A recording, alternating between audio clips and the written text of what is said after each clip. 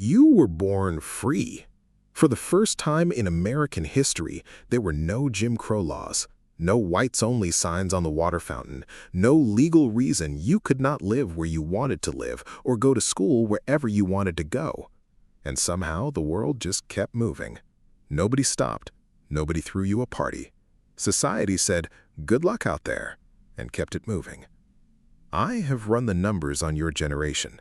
I have looked at the history and the research, and the one thing that keeps coming up, the one thing nobody talks about is this.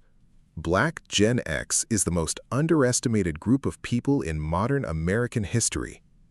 The generation before you had a whole movement, songs written about them, marches, history books. Their story gets told every February in full detail. The generation after you, the millennials, got magazine covers and think pieces about their feelings. And you were right in the middle, working, holding things together, as usual. My name is Frank, and I am going to walk you through something you lived, but probably never saw from the outside. Because when you see it from the outside, it is actually remarkable. Here is where your story starts.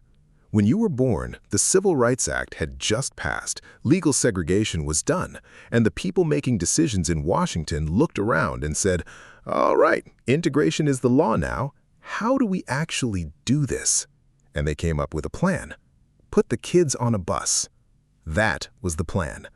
Take black kids from their neighborhood schools and send them across town to white schools. Take white kids and send them the other way. Mix everyone together, problem solved. Now, in theory, that sounds like progress. In real life, you were a 7-year-old just trying to figure out where the bathroom was. A man named K. Ward Cummings, former senior advisor to members of Congress and a Black Gen X member, described his generation this way. He said Black Gen X was jettisoned like deep space probes out into American society to boldly go where no black man had gone before. That is a Star Trek reference, by the way. He was not joking about the core of it, though. You were the test case. The first generation actually dropped into integrated America in real schools, in real neighborhoods, and told to figure it out. And you know what that looked like on the ground. Somebody touched your hair without asking. A teacher mispronounced your name for an entire school year and never once felt bad about it. You looked different. Your music was different, your clothes were different, and people had questions. Too many questions. We do not call it code switching back then. That word came much later, but you were doing it every single day before it had a name. You had one version of yourself for school and one version for home. You could flip between them like you were changing stations on the radio.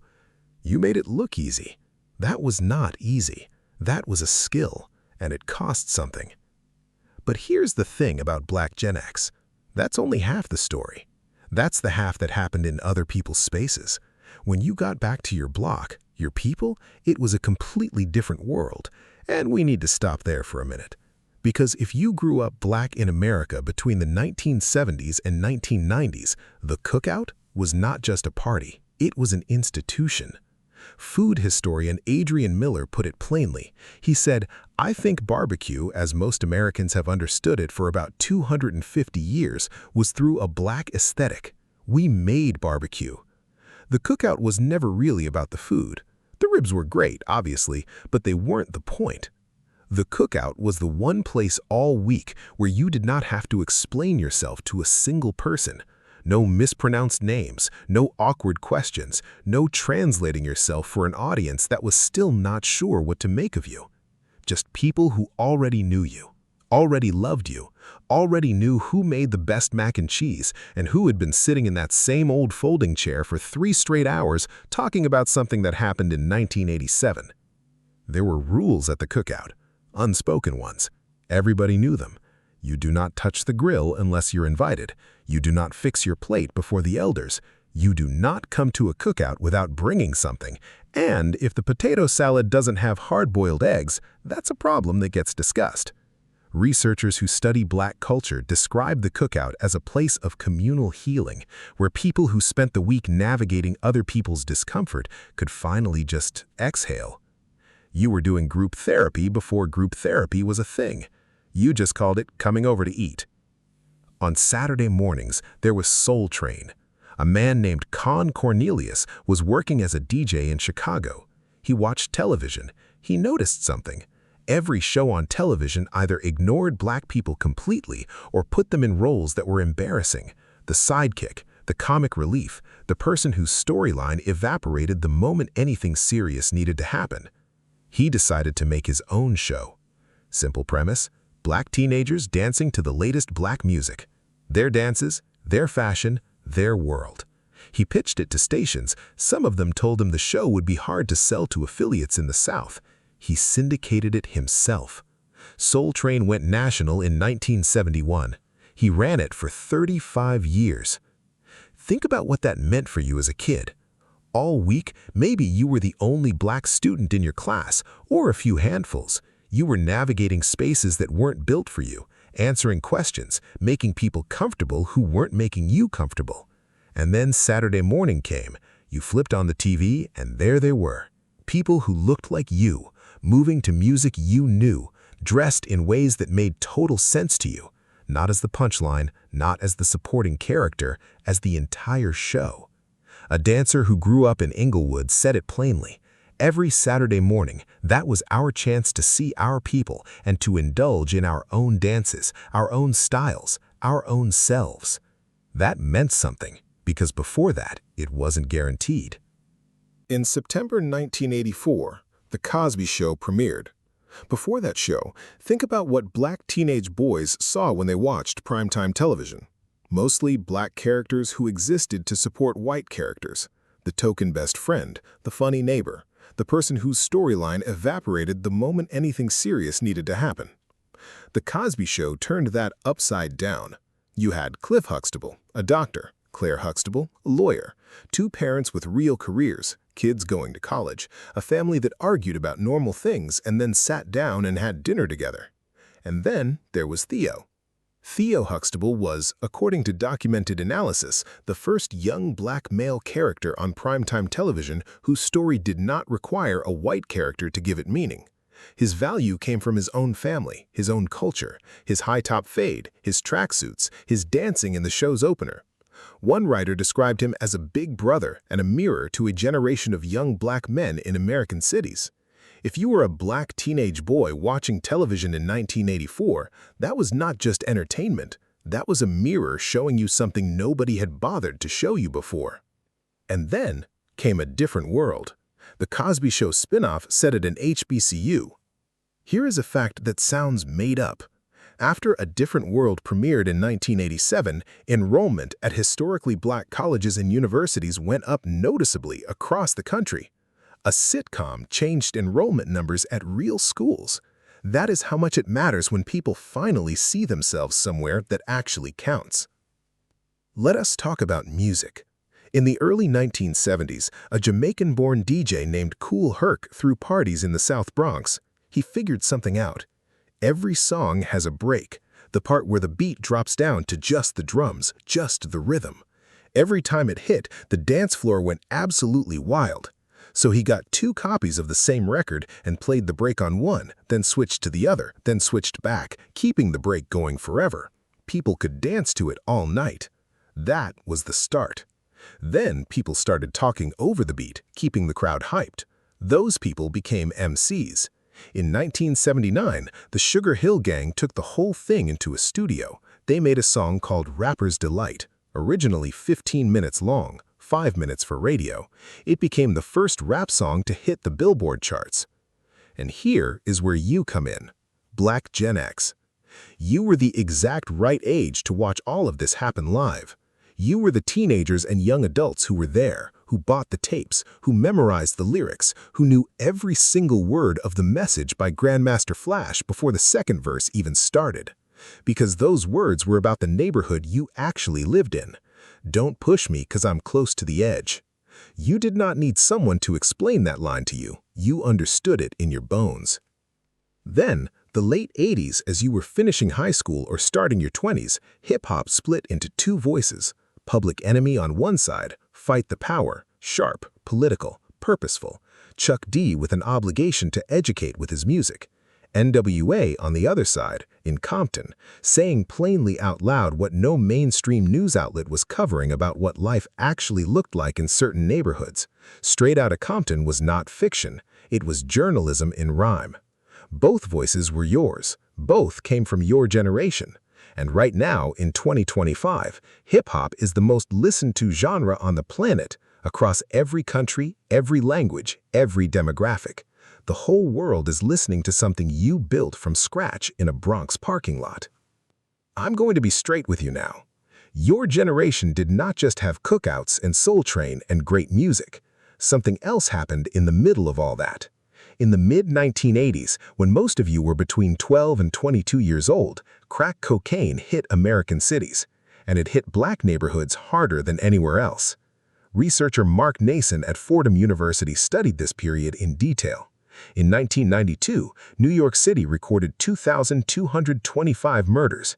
In 2020, the number before members of the city called it its most dangerous year. The number was 477. Read that again. 1992, 2,225 murders, one city, 1 year. For a lot of you, that was not a statistic you read about in a newspaper. That was your block, your school, your cousin, your neighbor, people you actually knew. And then, at the same time, something else was happening that gets even less attention. Research documents this. African Americans once had 134 banks and more than 500 hospitals operating in their communities at mid-century. By the time your generation came of age, those numbers had fallen dramatically. The institutional foundations that had helped hold communities together for generations were disappearing.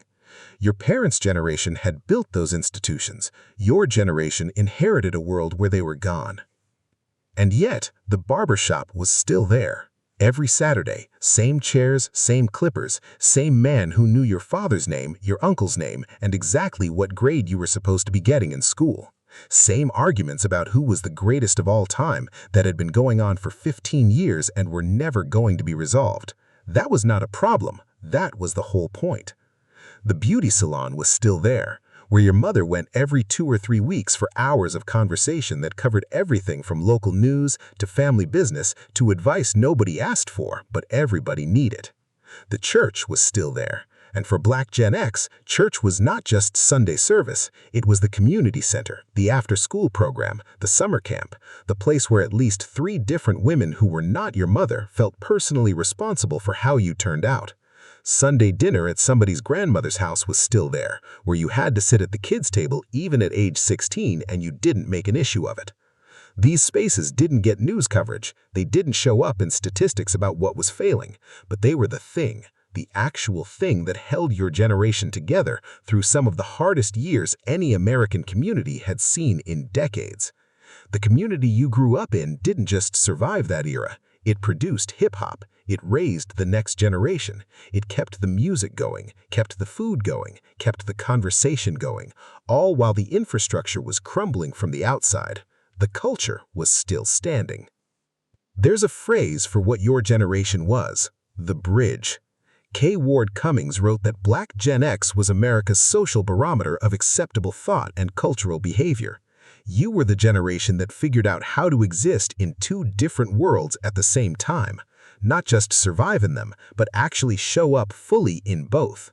Your parents fought for the right to enter certain spaces. You were the ones who actually entered them.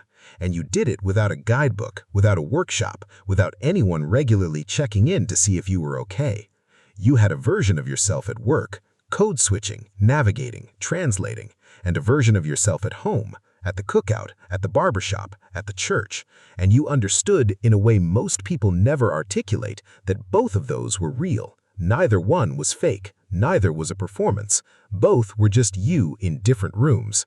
That's not a small thing. That's a specific kind of intelligence. It takes years to develop. Your generation was doing it at 12 years old. Here's the thing about bridges. They don't get the credit. Nobody writes the song about the bridge. People write about where they started and where they ended up. The bridge just sits there, holding the weight, doing the work. Every young person who grew up watching Fresh Prince of Bel-Air got that show because of the Cosby Show. No Cosby Show, no Black Gen X demanding real representation. No Cosby Show. That's not an opinion, that's a straight line.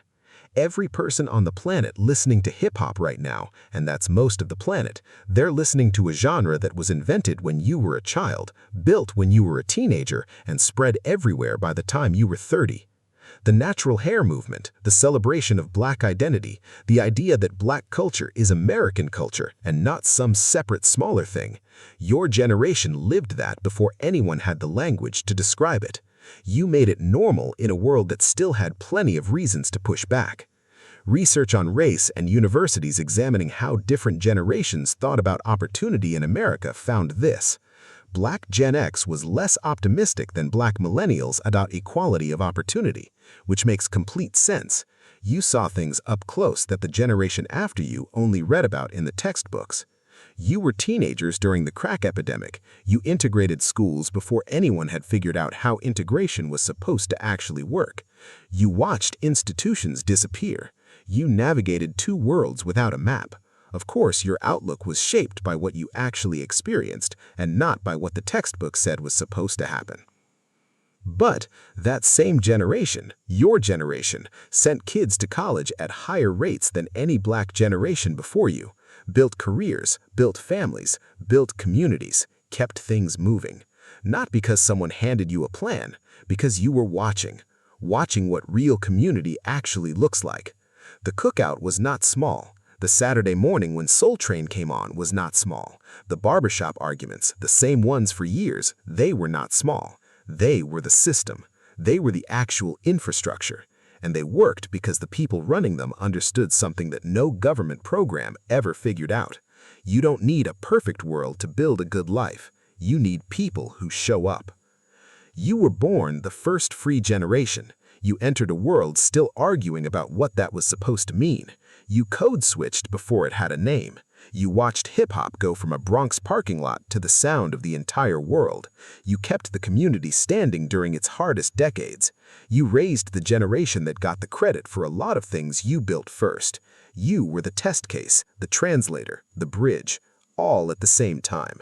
And you did all of that while somebody's auntie was telling you to fix your plate before the ribs got cold, which, for the record, is the correct priority. Everything else can wait. Thanks for watching. I'll see you in the next video.